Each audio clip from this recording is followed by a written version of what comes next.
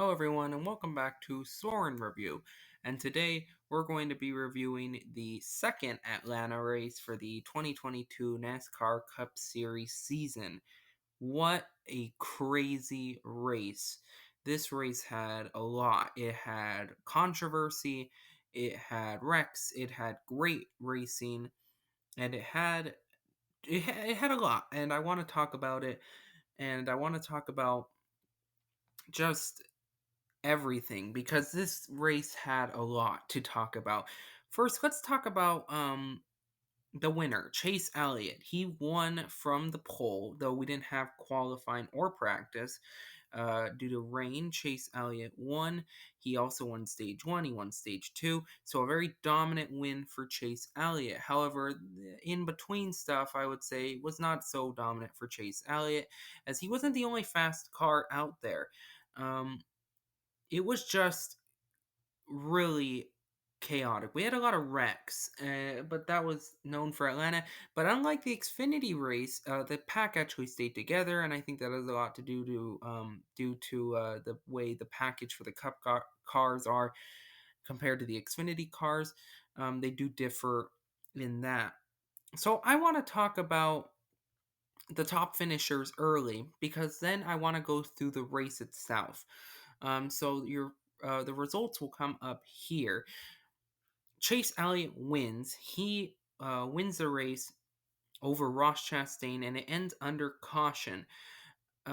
Here's your top 10. I'm gonna go through the race, and from there we'll talk about DNFs and how the race went. So the race started off pretty aggressively, but at the same time not too bad. We had a total of 13 cautions, which is the third most amount, I believe, for this season, behind the Bristol Dirt Race and Charlotte from earlier this year. We got to the comp caution due to rain, no qualifying. First time the cars had been out. So we got to the comp caution all fine. And we got to the end of stage one all fine. No wrecks. However, early on into stage number two, we had our first wreck of the day. BJ McLeod, who was actually running up, not up front, but in the lead pack, he spun out on the top lane, took himself out along with damaging the cars of Chris Buescher and Ty Dillon. We then restarted, and about 20 or so laps later, the big one of the day, the first big one of the day, happened when on the outside line, Martin Truex Jr. was getting pushed by Ross Chastain. Truex got loose and spun around, and then they spun. They were on the outside line, so they spun, but in an attempt to avoid it, Christopher Bell hit Michael McDowell. McDowell went spinning down the racetrack, collected Austin Dillon, who had a terrible hit to the outside wall, and not Chase Elliott, Joey Logano, Kyle Busch also wrecked. Logano got a little into the air. Kyle Larson also wrecked. Noah Gragson as well, I believe. They all wrecked. I believe that wreck took out Noah Gragson and Austin Dillon and damaged basically everyone else. Took Kyle Busch basically out of the race as well. Kyle Busch ended up finishing pretty far back. He also spun out later in the race as well. But that took out Noah Gragson and Austin Dillon. We restarted the race, and then we had not too long after, Chris Buescher brought out the caution for damage because of that incident. That took him out of the race. Later on, Chase Briscoe spun out, again, just a harmless spin. And then at coming to the end of the stage, Alex Bowman spun out, took himself out of the race as well. So that completed the first two stages of the race. Now, for the rest of it, for stage number three, this is when things started to get really chaotic. Restarting on stage number two, Garrett Smithley in the Rick Ware number 15 was running up front. He was running 12th, and then he had a problem. Ty Dillon, who couldn't see him, churned around the 15, collected Tyler Reddick, William Byron, Todd Gilliland, Bubba Wallace, Brad Keselowski. It ended up taking out Reddick and William Byron. Ricky Stenhouse Jr., you'll notice, was also DNF. He had an engine issue prior to that. But that took out a lot of cars, especially William Byron, who, despite Chase Elliott winning the first two stages, William Byron was definitely one of the fastest cars on the track. We then restarted after that incident, and it was pretty tame. Not up front really, but throughout the rest of the pack. As for Rex, Kyle Busch spun out with Cody Ware, and then I think with about 34 or so to go, Christopher Bell spun out. Um, and then we ended up having, about 25 laps to go. This is when it started getting really chaotic. Ross Chastain and Denny Hamlin. Remember that from Gateway. Remember what happened between them. Ross Chastain on the bottom line got up and spun out Denny Hamlin. It was a mistake from Ross Chastain, but nonetheless, Ross Chastain spinning out Denny Hamlin.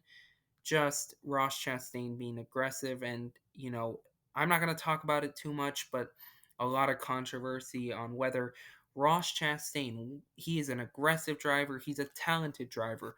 When does he apply that aggressiveness on the racetrack? Because right now he's not exactly using his head. And Denny Hamlin wasn't the only driver to call him out. Eric Almirola over the radio called him an idiot, and Austin Dillon, after exiting his car from the wreck, said that Ross Chastain made a comment about Ross Chastain as well. So Ross Chastain, we know he's a good driver. When does he apply that aggressiveness? We ended up having a restart. Another crash between Logano and Hamlin in the back of the field led us to a 3 to go restart. The top four was Chase Elliott, Ross Chastain, Martin Truex, and Corey LaJoie. I didn't really mention this, but Corey LaJoie was extremely fast. He ran up front for the second half of the race. He was a contender, and he was leading heading into the final restart. On the final restart, Martin Truex Jr. got shuffled out, and Chase Elliott was able to take the lead. And coming to the white flag, more controversy. Corey LaJoie had a run. He went to the outside. Chase Elliott put him in the wall. Very similar, actually, to Austin Cindric and Ryan Blaney at the Daytona 500. But this brought out a caution because LaJoie came back down the racetrack and took himself out with Kurt Busch. That sparked a caution, and Chase Elliott won the race. Look at the rest of the top 10. Chase Elliott, he won. He was good all day. And Ross Chastain, despite that wreck, ran up front. Austin Cindric, he was in the back for most of the day. He works his way up to a third. Eric Jones, he actually scraped the wall at one point, so nice top five for him. Ryan Blaney was really fast. Daniel Suarez stayed in the back all day. He comes home with a sixth place finish. Justin Haley, Eric Almirola and Kevin Harvick kind of just hanging around. Martin Truex Jr. was, of course, in that first big one. He recovers to finish ninth after getting shuffled out from the lead. Overall, it was just a crazy, crazy race. My race rating is a 9.2 out of 10. I don't remember the ratings from some of the other races, but I hope that's not the highest because I don't think it's the highest rated race this season, in my opinion. I think Charlotte is probably still the best race of the season. But this race did have a lot of good moments. I really, really enjoyed this race. I was a bit worried about how this race would be, but overall, it turned out to be pretty good. I don't know what we'll see from Atlanta next year, and what we'll see for the rest of the season. We have 6 races to go in the playoffs.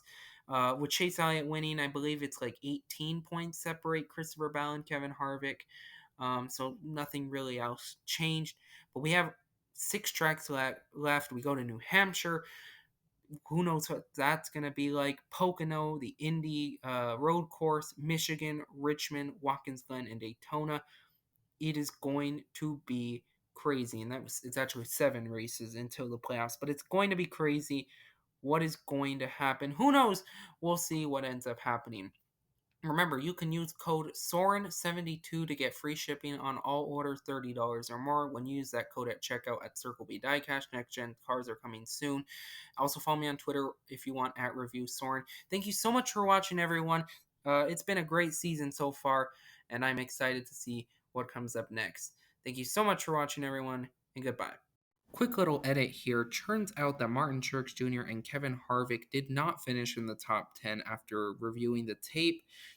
Cole Custer finished ninth. Harrison Burton finished 10th, which means Cole Custer gets, I believe, his first top 10 of the season, if not his second top 10. Great finish for Cole Custer, stayed in the back all day. And Harrison Burton gets his first career top 10 here at Atlanta. Great run for the Wood Brothers team. They really did need a momentum booster, especially heading into maybe more races where underdogs could potentially win. Just wanted to update that. Thank you so much for watching, though. And this has been a quick little update before the video ends.